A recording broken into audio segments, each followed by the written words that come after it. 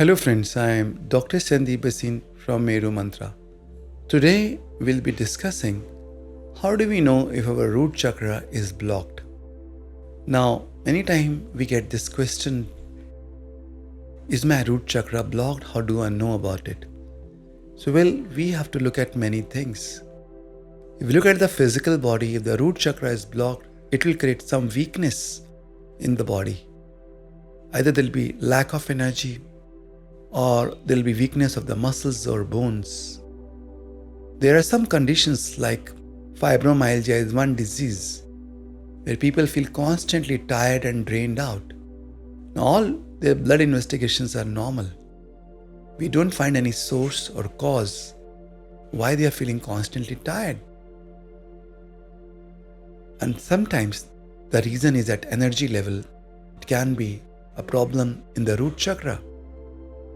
Losing excess weight, causing sudden loss of weight, can also be indication that the root chakra is not functioning properly. This can be because of some illness, or it can be psychological, or change in the diet. But by whatever method, if we lose excess weight, it can also affect our root chakra. Root chakra is also impacted by our emotions and thoughts. Somebody who is very fearful, not feeling confident, not rooted, usually has some problem in the root chakra. Often, this chakra is also reflected in the finance and in their business and career. Somebody who works a lot but is not able to either get money, make money, retain money, or invest the money.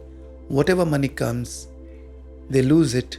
They are not able to retain it, often has some weakness or some kind of problem in the root chakra. So these are the various ways by which we can come to know if there is some problem in the root chakra or not.